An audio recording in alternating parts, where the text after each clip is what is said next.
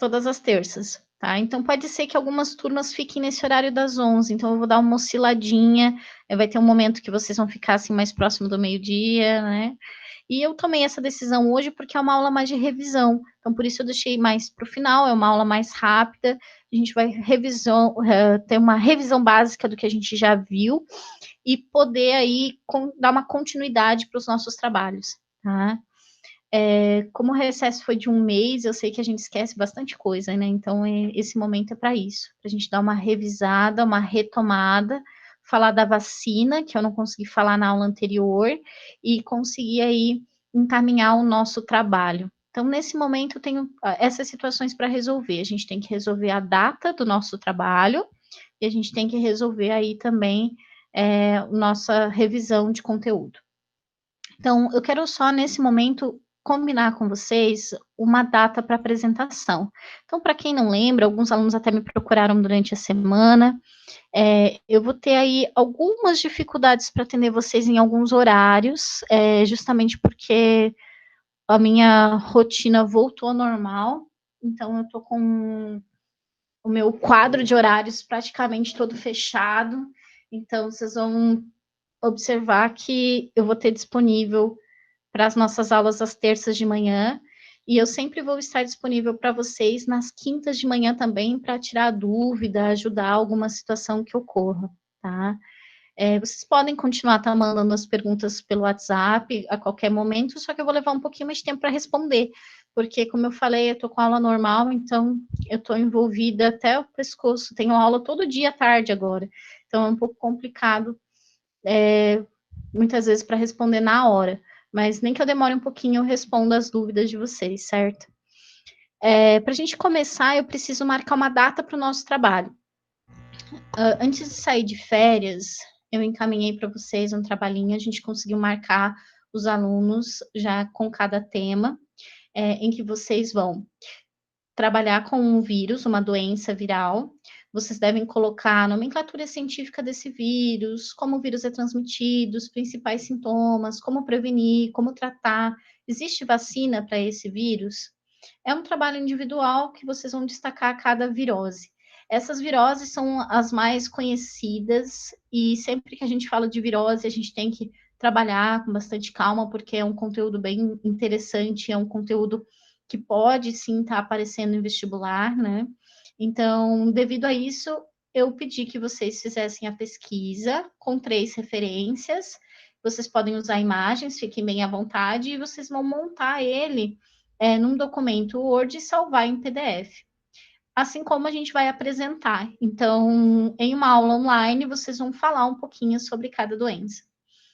O que a gente pede é justamente isso, porque é o destaque em que a gente encontra essa situação. Como o vírus é transmitido, seus sintomas, como prevenir. A maioria deles vocês vão até achar engraçado. É saneamento básico, é retirada de mosquito, é a própria questão de cobrir a boca ao tossir ou espirrar. Então, vocês vão encontrar aí condição de prevenção muito parecida de doença para doença. E nós estabelecemos isso na aula anterior, antes de sair de férias, né?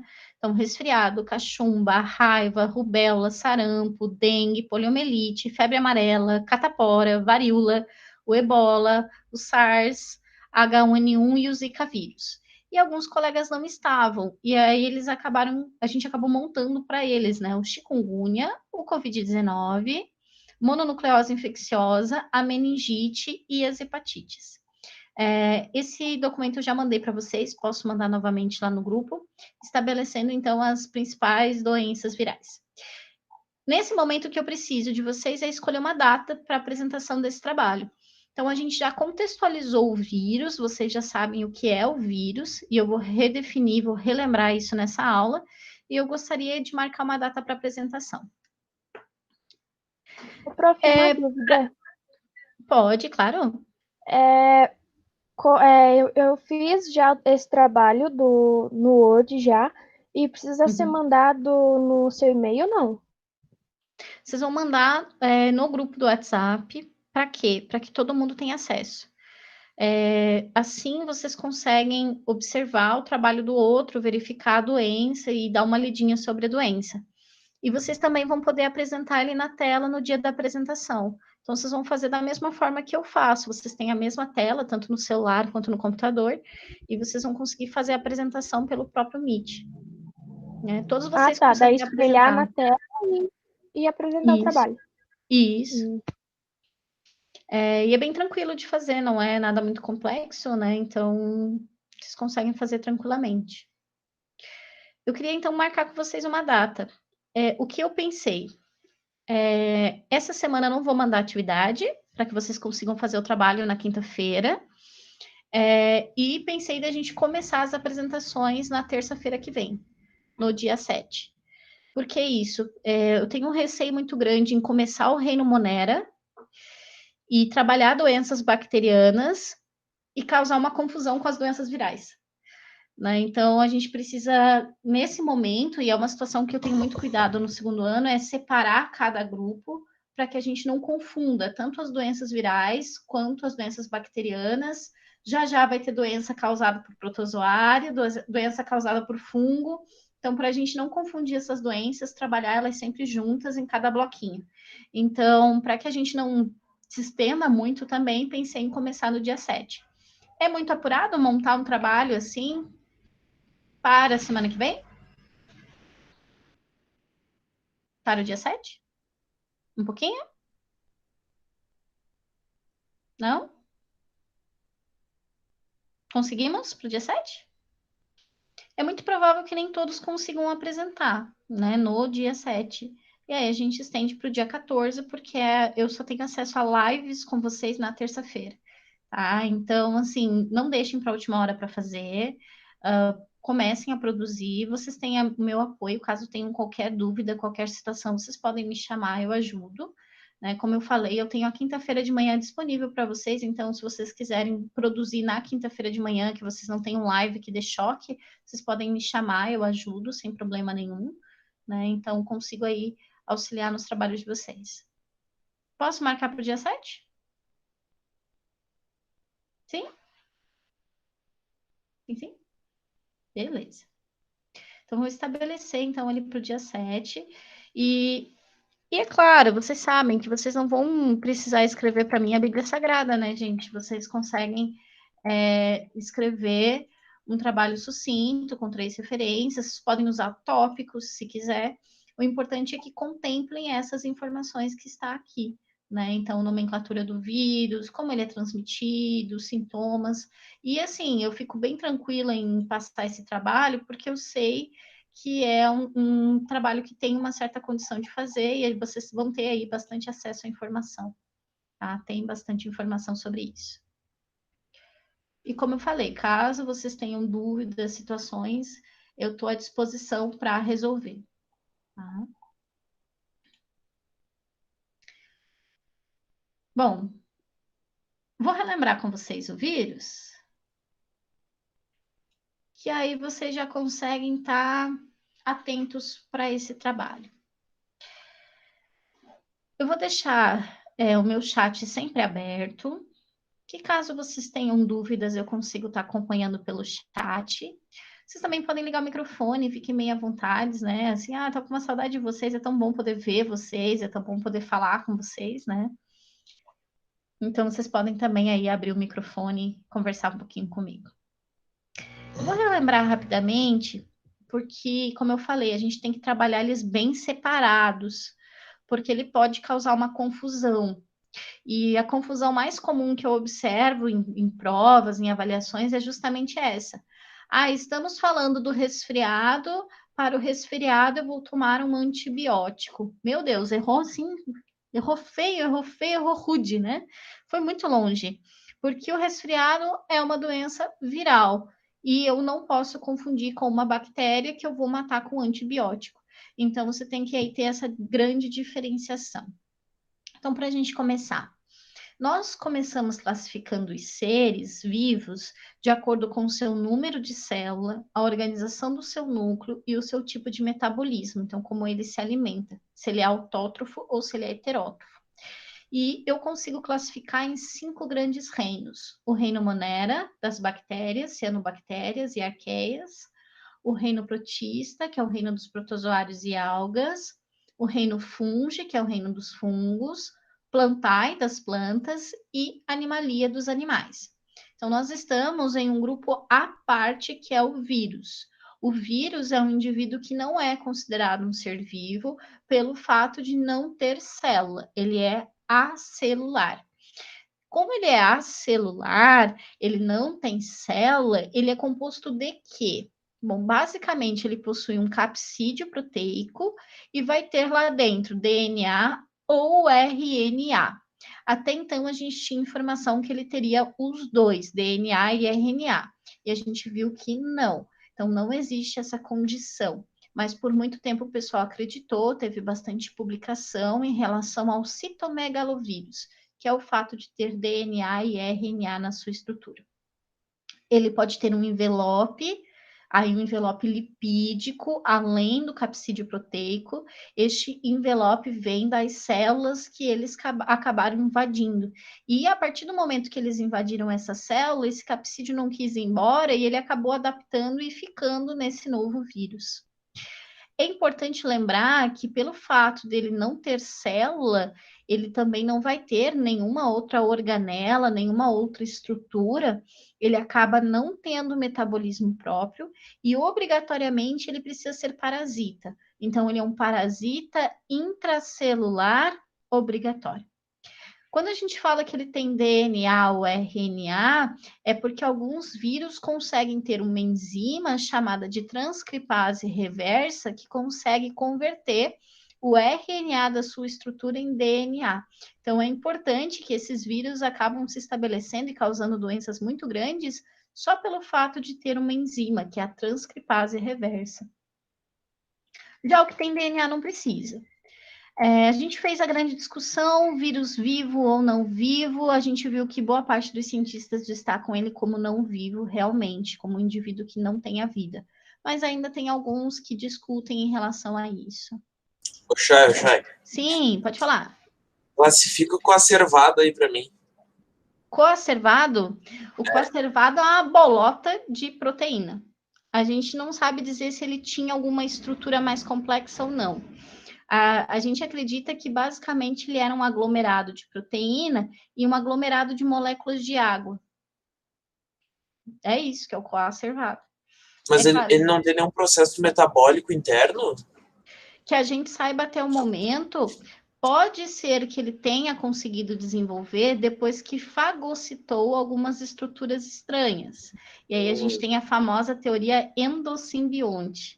Pode ser que ele estava lindamente lá no mar, né? Só esperando, vivendo a sua vida de coacervado, que era só uma bolinha de proteína, e que ele foi fagocitar algo que poderia ser um alimento. E ele possa ter fagocitado uma bactéria chamada de mitocôndria. E aí a mitocôndria começou a produzir energia. A gente não tem muita noção se realmente isso acontece ou não, né? É a teoria, uma das teorias mais aceitas na origem da vida, é a teoria dos coacervados. Isso é claro, a gente segue a teoria heterotrófica, né? Que a vida surgiu primeiro de indivíduos que faziam respiração celular, as bactérias, para depois surgir indivíduos autótrofos. É um pouco complicado falar de coacervado. Acredito assim que são teorias, a gente ainda não conseguiu comprovar se realmente existiu e se existiu dessa forma. Consegui te responder? Conseguiu sim, obrigado. Por nada. Tá estudando a origem da vida aí? Tô estudando, tava olhando uns negócios, e daí, só que aquele lado que a vida vem a partir de cometas, para alguma coisa, faz sentido nenhum, né? Panspermia. Panspermia, exatamente. Não faz, são algumas... Eu adoro falar de origem da vida, mas é um conteúdo assim que a gente tem que pôr na balança. O que será que realmente aconteceu? A gente não consegue comprovar. A única coisa que a gente conseguiu comprovar é que a vida vem de algo vivo. Isso sim, teve experimento que nós comprovamos. Porque até um tempo, né? Não sei se vocês lembram dos trabalhos do ano passado, mas teve um tempo que alguns cientistas defendiam que a vida vinha de algo morto, né? E tinha uma receita de bolo. Você tinha que colocar roupa suja de mulher, uns 3 grãos de cevada e pôr num armário escuro e sujo. Do nada brotava rato e barata. Aí os cientistas, nossa, a roupa suja gerou vida, com certeza. E aí a gente conseguiu fazer testes e comprovar que não, a vida só origina de algo vivo. Né? Mas até então, essa teoria que a gente fala dos coacervados, que eram bolinhas de proteína, que foram evoluindo, tanto a teoria autotrófica quanto a heterotrófica, é um pouco complicado da gente definir se realmente aconteceu assim ou não. Esse é o problema da origem da vida, né? Você consegue refutar algo, tipo a biogênese, que é algo facilmente refutável, mas você não consegue comprovar algo que seja complexo bastante. Exatamente. Aí que está o nosso problema. Essa é uma das áreas da biologia mais complexas de trabalhar e deveria ser muito frustrante você propor um trabalho que você não sabe se vai realmente funcionar. E não tem realmente como comprovar. Até o momento a gente ainda não tem. Né? A gente consegue comprovar a evolução por meio dos fósseis, por exemplo, mas da onde surgiu aqueles seres a gente ainda não consegue. Tenso. Bom, falando do contexto do vírus, ele pode ser reproduzido de duas formas. Eu vou representar de forma rápida. A gente tem o ciclo lítico e o ciclo lisogênico. O ciclo lítico é aquele que o vírus acaba injetando seu material genético dentro da célula hospedeira. Ele acaba ficando ligado ao material genético da célula hospedeira e a célula vai produzir as proteínas do vírus. A questão é que quando ele consegue se organizar e está com suas proteínas todas prontas, ele acaba estourando a célula e acaba causando o que a gente chama de lise celular. Ela acaba explodindo a célula e liberando os novos vírus. Já o ciclo lisogênico, o vírus invade a estrutura de DNA, fica lá e não quer sair. Esse é o caso de alguns retrovírus, que são vírus com RNA, que é o caso do HIV. Ele vai ficar estabelecido nessa célula e não quer ir embora. E a pessoa acaba ficando a vida toda com aquele vírus, que pode ser controlado, a pessoa vive bem durante a vida, mas ele simplesmente não quer ir embora. E o pior, né? Esse vírus está nessa célula e está fazendo divisão celular e está permanecendo por ali. Tá? Então, todas as células do indivíduo poderão ter esse vírus. A gente tem esse exemplo, né, nessa imagem, o ciclo lítico e o ciclo lisogênico. Então, o ciclo lítico estoura a célula, libera esses vírus para fazer mais contaminação, e o ciclo lisogênico não, ele fica ali, não quer ir embora e vamos permanecer por aqui. Essa célula vai dividir com o vírus. Falava eu na aula passada também da importância do vírus. A gente tem as viroses, que são conhecidas, que causam doenças. E eu falei também um pouquinho do controle biológico. A gente usa alguns vírus para estar abatendo outros indivíduos, né? Então, a gente consegue fazer o uso do vírus para eliminar um outro grupo, principalmente em plantações, em cultivos, utilizando então na forma do controle biológico. Falamos das principais viroses, passei o macete, Rerê vai ensacar pó de café na rua, que aí a gente tem as principais doenças causadas por vírus, principalmente para ajudar a lembrar, né? Um macete bem importante. E eu parei nessa imagem, na aula anterior, né? Aqui a gente consegue encontrar vários formatos, várias organizações para os vírus. Existem vírus que são bem pequenos, existem vírus que são alongados, que é o caso do vírus da ebola. Tem alguns vírus que têm esse formato maravilhoso de foguete, que é o bacteriófago, que é um vírus que ataca apenas bactérias.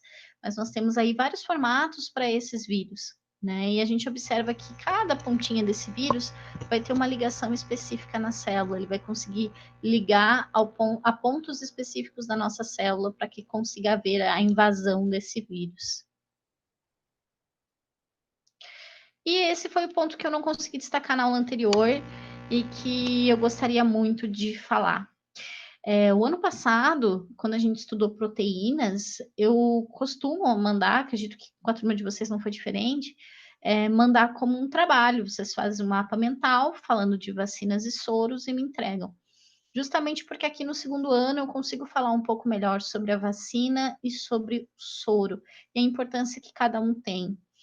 Nesse momento a gente discute muito a vacina, né? O povo está enlouquecido, os brasileiros, inclusive, como a brasileira, como coordenadora dessa função, inclusive na Inglaterra, para conseguir produzir uma vacina contra o Covid-19. A gente sabe que a situação não vai ser tão simples para criar uma vacina, é muito trabalhoso para conseguir criar essa vacina. Mas o que é a vacina?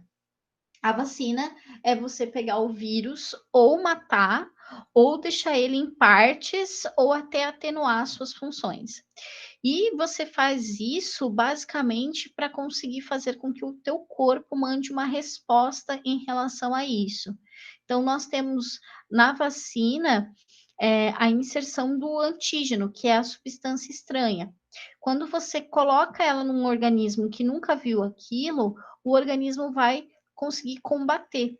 Ele vai combater, vai produzir anticorpos, e quando ele faz esse combate, ele guarda uma memória imunológica, ele guarda aquela informação.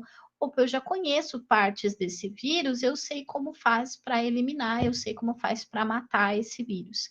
Então, é bem importante observar que as vacinas elas têm uma função muito, muito importante para a saúde humana, porque nós conseguimos prevenir a ação de algumas viroses. Ela também é chamada de imunização passiva, justamente porque você consegue fazer a inserção desse grupo. A imunização passiva, fazendo a inserção desses vírus, você coloca basicamente na pessoa os anticorpos produzidos por outros grupos. É o que o pessoal estava tentando fazer com o plasma. Então, você pega o plasma sanguíneo, você sabe que tem ali glóbulos brancos, que essa pessoa já combateu esse vírus, e você vai inserir em um outro grupo de pessoas. É um pouco complicado fazer imunização passiva nesse momento, né? Porque a gente tem até um grupo que está conseguindo doar sangue, que está conseguindo ter os anticorpos, mas a gente ainda não sabe se eles serão eficientes, né? Então a gente tem que fazer muito teste para a construção dessa imunização passiva, para a construção dessa vacina aí já com os anticorpos prontos. Aqui embaixo a gente tem os tipos de vacina, então posso ter pedaços, eu posso ter micro-organismo morto, eu posso ter ele enfraquecido, que é atenuado, né, inativo, ou até pequenas proteínas do micro-organismo já podem ajudar o organismo a se defender. Quando a gente fala de vacina, eu não posso deixar de falar do contexto histórico dela. Antes das férias eu dei uma dica para vocês, não sei se alguém chegou a assistir, de um áudio do Jovem Nerd, né? Até tá aqui, olha, um Nerdcast falando sobre vírus, bactérias, falando um pouquinho do contexto, inclusive de uma grande pandemia, né? Foi um destaque que o Átila fez naquele momento, em que eles destacam também a história da vacina. A vacina ela começou basicamente porque estavam tendo um surto de varíola e alguns grupos de pessoas não pegavam aquela varíola forte, né? Às vezes tinham sintomas leves, mas não pegavam a varíola que acabava levando à morte. E as pessoas que não pegavam essa varíola eram mulheres que trabalhavam ordenhando alguns grupos de vacas. E eles acabaram descobrindo por meio de estudos que a varíola que essas mulheres pegaram era uma varíola de vaca, então elas estavam produzindo anticorpos em relação ao vírus da varíola. É claro que elas pegaram a varíola de vaca, que é uma varíola um pouco mais branda para os humanos, mas isso fez com que o organismo delas se defendesse em relação ao vírus da varíola que atacava os humanos. Assim nasceu a ideia da primeira vacina e essa ideia não parou. E a gente tem um orgulho muito grande em falar do Brasil, né? Nós temos o grande cientista, o Oswaldo Cruz, que fez trabalhos incríveis em relação à vacinação, né? Além da vacinação da varíola, ele trabalhou com a febre amarela, enfim, com vários outros problemas do Brasil. E criando as famosas vacinas, né? Hoje o Brasil é referência com o estudo de vacina e soro, por incrível que pareça. A gente tem aí um trabalho muito grande em relação a isso. O Oswaldo Cruz foi um cientista que abriu portas, mas abriu portas, ajudou a construir o Instituto Butantan, né? E hoje eles são um top nessas áreas, né? O Instituto Butantan, ele é um top principalmente na produção de soro. O soro, ele é diferente da vacina. A vacina, você pega o vírus ou o micro-organismo, porque existe vacina para bactéria também, atenuado, morto, ou trechos desse indivíduo. O soro, ele vai ajudar depois que o processo já ocorreu, principalmente quando a gente fala de soro antiofídico, então o soro para ajudar a remediar o veneno de algumas serpentes. Este soro é feito da seguinte forma: você pega o antígeno ou o veneno dessa serpente, adiciona em animais de grande porte, por exemplo, os cavalos, eles conseguem produzir anticorpos para combater esse veneno, o sangue dele é retirado e o pessoal consegue separar desse sangue os anticorpos para a produção do soro antiofídico. Como eu falei, o Brasil é referência. O Instituto Butantan tinha uma coleção gigantesca de serpentes, no qual eles conseguiam avaliar um pouco, estudar cada serpente, e eles também têm aí um recebimento grande de venenos, né, de peçonhas, para produzir diferentes soros. Eu me recordo de duas situações, né? A primeira, que o Instituto Butantan tinha uma coleção gigantesca de serpentes, pegou fogo.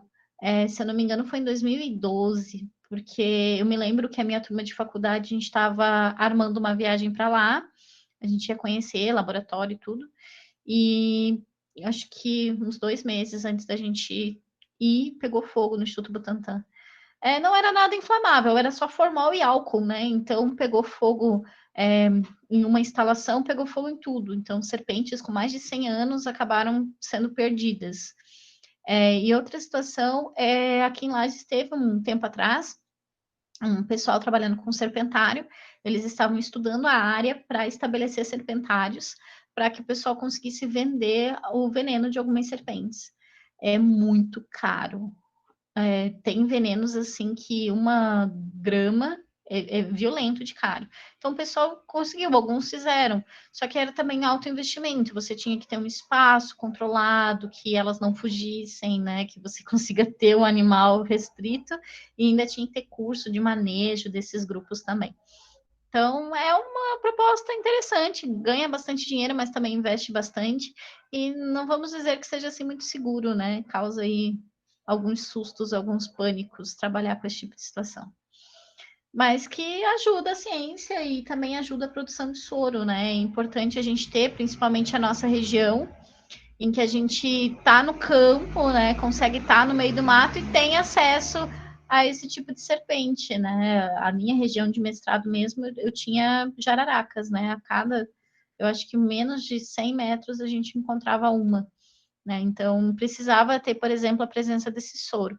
É um pouco difícil de encontrar, você vai encontrar ele em hospital, né? Tu não compra facilmente soro antiofídico, você vai encontrar ele em hospitais. E interessante que leve a serpente, o escorpião ou até a própria lagarta, caso você tenha uma queimadura ou receber aí a peçonha de algum animal nessa condição. Meus queridos, tranquilo até aqui? Eu falei do vírus, contextualizei, a gente já tinha visto, por isso falei mais rapidamente. E vacina e soro, né? A vacina, o vírus atenuado, o vírus morto, partes do vírus, para que você crie imunidade ou memória imunológica. A gente tem imunização passiva, que é o uso dos anticorpos diretamente, e a gente tem a produção do soro, que aí é basicamente fazer o uso para soro antiofídico, soro para aranhas também entra nesse processo, a mesma situação. Você coloca o veneno no animal maior e espera ele produzir anticorpos. A minha vizinha achou o pai bem feliz aqui. Meus queridos, alguma dúvida até aqui? Ninguém dormiu? Então, para quem não acompanhou, eu dei uma dica de férias, né? Eu consegui passar para vocês o documentário da Netflix, Pandemia, não sei se alguém assistiu. Ele é um documentário bem interessante, falando sobre a condição de uma pandemia. Ele foi lançado em janeiro desse ano, em março a gente entrou em quarentena. Mostra um pouco dos treinamentos, principalmente dos americanos em relação a isso. Eu, quando assisti, eu contestei um pouco, nossa, mas os americanos tiveram tantos casos de Covid-19 para ter tanto planejamento, né? Então, o Brasil ainda, de certa forma, com o nosso despreparo, ainda não foi tão grave, né? Porque eles têm um preparo gigantesco para pandemias. E também o Nerdcast, como eu falei para vocês, é um Nerdcast bem antigo, mas se alguém quiser assistir, ele está à disposição, é o episódio 283. É bem interessante, falando de vírus, bactérias e macacos. E aqui o pessoal brinca muito porque o Átila fez a previsão do Covid-19. O pessoal perguntou, e aí, como tu acha que a espécie humana vai ser extinta? E ele disse, eu acredito que vai ser por uma pandemia de um vírus, provavelmente de um vírus muito parecido com o vírus da gripe. E estamos aí, né, Covid-19, com uma pandemia que a gente acredita que termina logo, né, tomara. Mas que a gente acredita que trouxe aí inúmeros problemas e a gente ainda, né, espera que vai trazer mais. Só o fato da gente ficar 3, 4 meses em casa, num contexto histórico, né, eu mesma nunca tinha visto, não sei vocês, se tinham pego uma situação como essa, né, eu acredito que não. Então, situação grave, né, gente, mas que a gente espera que se resolva. Até aqui alguma dúvida que eu possa sanar? Não? Então ficamos assim, olha, semana que vem, dia 7, a gente vai trabalhar com os nossos trabalhos. Não esqueçam de apresentar, né, de produzir. Qualquer dúvida, eu estou à disposição para sanar, né? Então, qualquer dificuldade que vocês tenham, eu estou aqui à disposição para ajudar vocês. Certo? Tranquilo? Então, meus queridos, boa semana, bons estudos, montem os trabalhos e a gente se encontra na próxima terça-feira para apresentar, tá? Caso alguém tenha dúvida de funcionamento do Meet, que queira umas dicas, é só chamar também, a gente não vai ter muito erro, eu explico para vocês antes de começar a apresentação dos trabalhos, como que vai funcionar aqui pelo Meet também, tá? Certo? Então, bora fazer o almoço, né? Meus queridos, então boa semana, descansem e trabalhem bastante também, tá? Até mais. Até mais, prof. Beijo. Tchau, Tchau, tchau. prof. Beijo. Prof. Beijo.